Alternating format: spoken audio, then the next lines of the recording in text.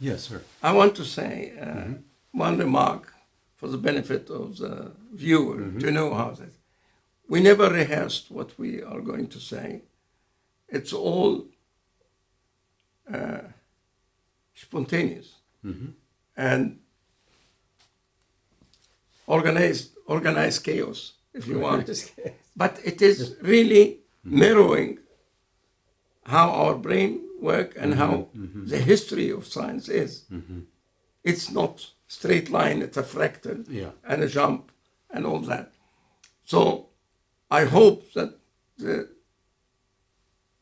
viewer will appreciate the fact that really we are talking without preparing at all, and the only control we act on these things we are saying is the truth, nothing else. That's the motivation. And of course, there's a little organization in terms of reading titles and abstracts, but that's absolutely true. We're just kind of we're going for it. But even that, we didn't agree upon it, except right now. Well, we just said that that's a good idea. What do we agree on? Come on now, I'm just kidding. This is a really important one. It certainly is for me because the subject of this, Lucian Hardy, is a very, very nice man. And I met him not that long ago at the Science of Consciousness conference put on by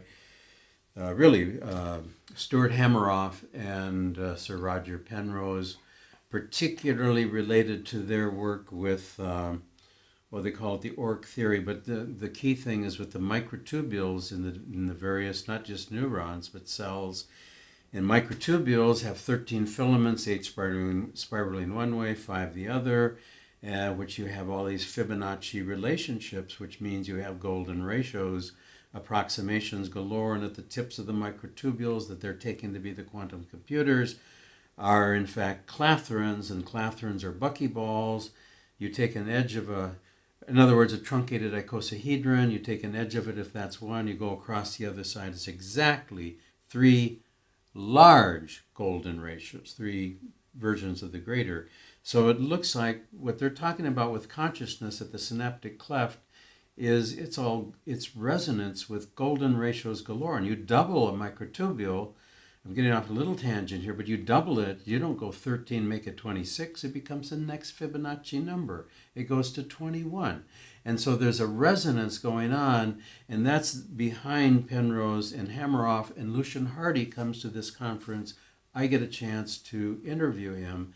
And as you pointed out, it was really Lucian Hardy who discovered that entanglement, at least with these, I believe, 2 particles, you've got the golden ratio to the 3rd power. No, fifth. To the 5th power. And we're talking about the golden ratio is the lesser now, the 0.618 taken to its 5th power.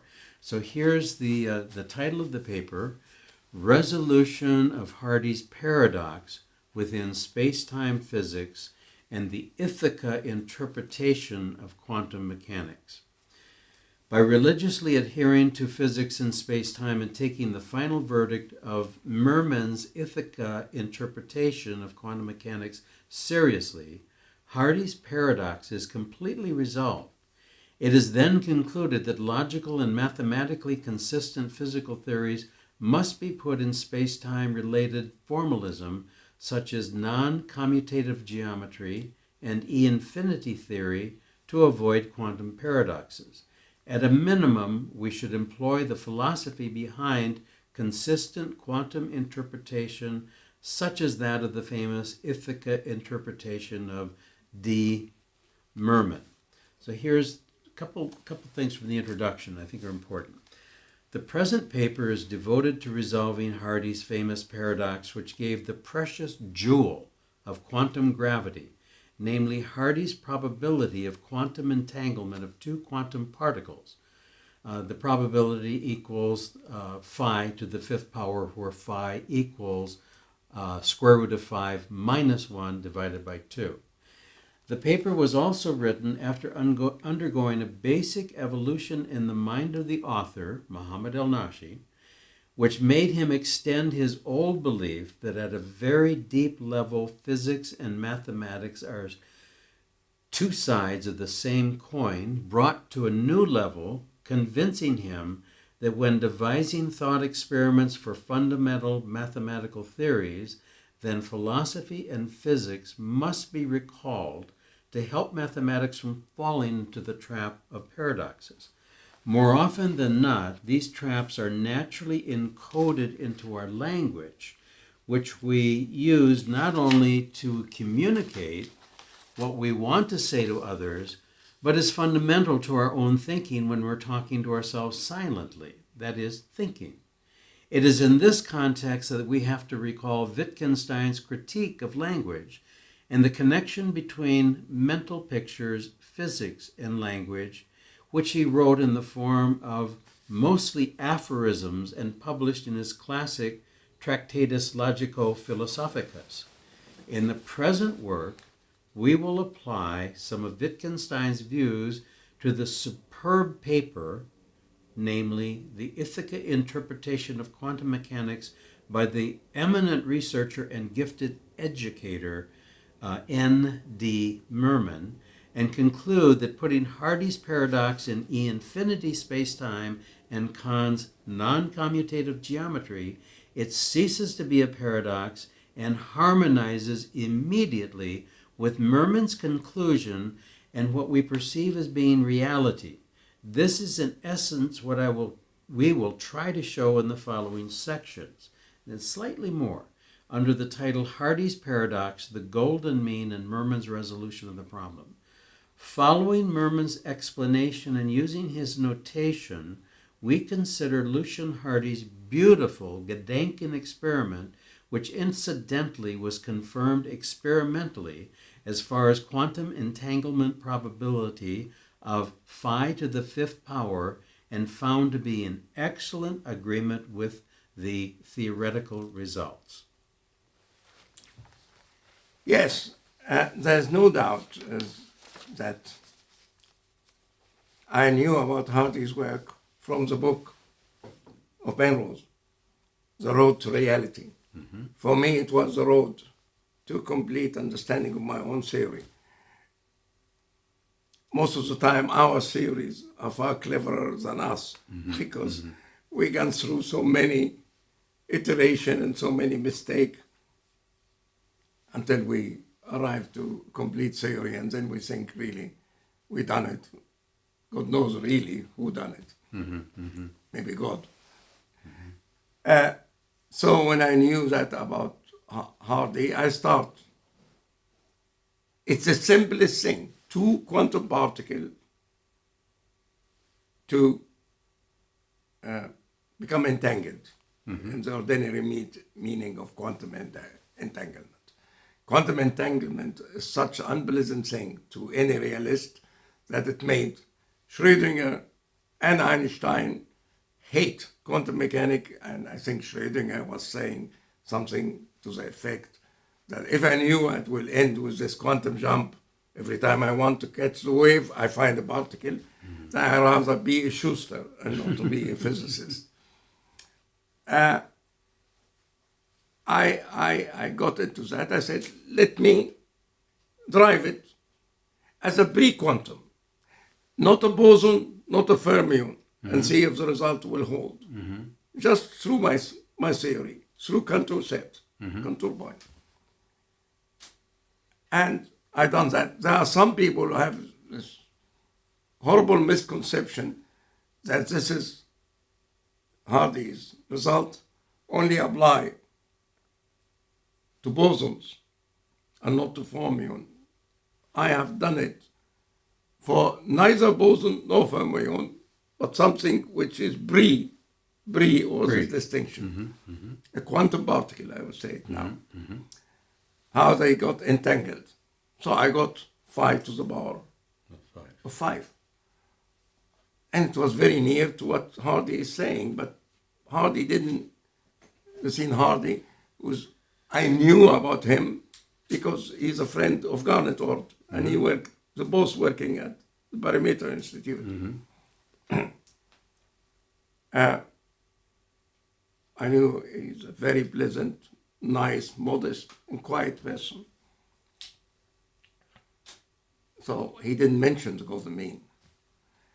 Also, in the book of Penrose, he made even a simpler version of Hardy's Gedanken experiment. Gedanken means thought, thought experiment. It's taken from the German, like eigenvalue, you know. So I was not talking about the golden mean. I get the golden mean to the power of 5, and it's very near. So I done exactly what Hardy have done, using the machinery and notation, which Garnet said it's very important. Notation are not simply notation. Notation is very important, which is right. Notation is a language. So I used the Dirac, Bra, and Kit procedure. Not Schrödinger equation, not anything else. I just followed Dirac. And I got 5 to the power of 5. Because I never approximate anything. Although I am the engineer, approximation is in our character. Sure. For all practical reason, I can hug a girl. It doesn't need to take a measurement and see how far she is from me. But isn't that the problem with Hardy, is he rounded it off? And that you and Penrose and others didn't recognize, at least initially. Yeah, Perhaps but when I done it, yeah, it you was got a golden the mean. precise, yes. The golden mean. I was so over the moon. I would say to Sir Roger Penrose, the great ceremonial, I know something you don't know, although you should know, because Roger is a master of the golden mean and his golden mean tiling. Yeah. He knew he must have all this kite and I don't know what the kit, and so they have certain name for it. To tile the bathroom, Right. you have to cut it in golden mean, otherwise you end in chaos. But then, the teacher of all teachers, David Merman, who is the teacher of my friend Mitchell Feigenbaum, he published that 5 years ago. He recognized in an educational journal to teach people, and really he made the work of Lucien Hardy, which is ingenious, accessible to anybody. And he said, and this is the golden mean, and why is the golden mean, and so on. He discussed it. So I was delighted, but a bit disappointed. Sure, I wanted to be the first. I wasn't. But then here comes something else. You know, there's something called Hardy paradox, which is not his result. Because through this whole story, and I'm cutting a very long story short, there's many solutions which are meaningless, which come out of this calculation. And where are the solutions? And the solutions are spurious. They are not spurious. They are not correct. And that's why it make, if he is right, then this something is wrong. If this is wrong, then this something is right. And so the whole thing come to a paradox. And it was christened Hardy's paradox. There is many versions for Hardy's paradox. I didn't know that, by the way. I know that from an Israeli friend, Sofia Wechsel. Sofia Wechsel is an Israeli, very, very nice lady who knew all the famous scientists. And she contacted me from Israel. We never met, but through the internet. You meet people you never met. And she hates noise. So I told her, then you have to immigrate from the Middle East if you don't want to have noise, because her neighbors are very noisy and she can't work. She worked on Hardy's paradox. She worked almost all her life on Hardy's paradox. And I told her I solved it. So I sent it to her, and she said to me, no, this is another version of Hardy's paradox. So I couldn't help her here. I published for her some paper in the past. In any case, Sofia worked in the Technichon. Technichon is the more engineering excellence to counterpart the scientific excellence of Weizmann Institute. It's Technichon. And Technichon was established by one of my dearest friends, Israeli friend. He since died, Yusuf Singer. And we spent delightful time in Prague together. And we visited the Prague Opera. And we have seen something for Smetana, an opera by Smetana. Any case, I realized then that David Merman again have made an interpretation for quantum mechanics where Hardy's products disappear. And the essence of it was really what I done. I had no paradox. I got only Hardy's result and no other extra results. But I didn't follow the orthodox quantum mechanics. I followed my approach, E infinity. But he said, and I interpreted what he said like this. You're talking about Gedanken experiment. Can you tell me, even if you are Prophet Noah or any other prophet, how can you think of any Gedanken experiment without space-time in your brain? If you make any Gedanken experiment, it has to be subjected to space-time. Now, orthodox quantum mechanics have no space-time. No wonder then you get solutions which are meaningless for a Gedanken experiment, which is really an arrangement in your head, and your head is space-time head. And when you do the analogy, you are using a theory which doesn't recognize at all that there is space-time. You see? Gotcha. At all. Here it is. I start always from Cantorian space-time. I can't think one thing except one thing, empty set.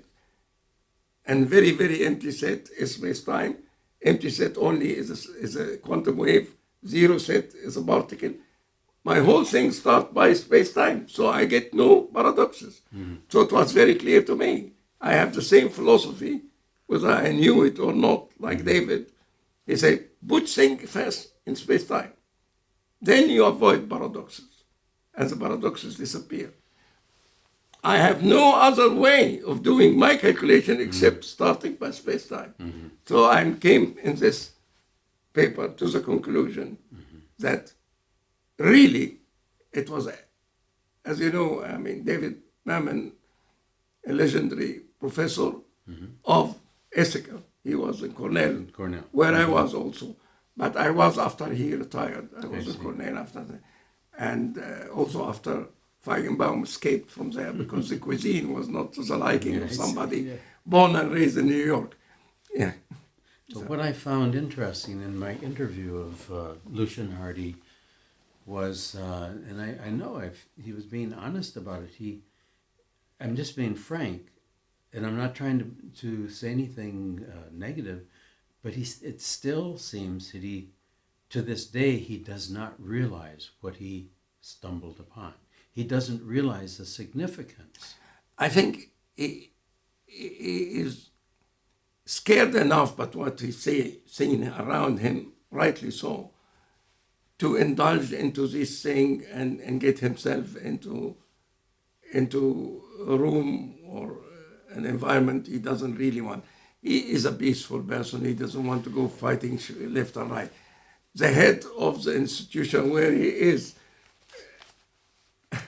Well, okay, but oddly, I know, we won't go there, but oddly enough, he loved my little golden section book, which I gave him a copy of. Because he is a courteous person. Well. At the same time, no, he cannot say in your face something which is, but he is a courteous person in the sense he really believes what he say and he can say it to you, but he doesn't want to say it in such wide context where then people who hate you and hate me start hitting at him because he is not the guy. I mean, I respect that. If you are not a street fighter, don't go and pick a fight with somebody and have a broken knee, you see. The world of science is full with people who are street fighters. Because whether what I have done is right or wrong, there is no need to make a huge conspiracy and get a famous magazine to write a negative letter about me and pay even money for people who are, it's ridiculous. Well, But I forgive. I follow your advice. The best thing is to forget and forgive.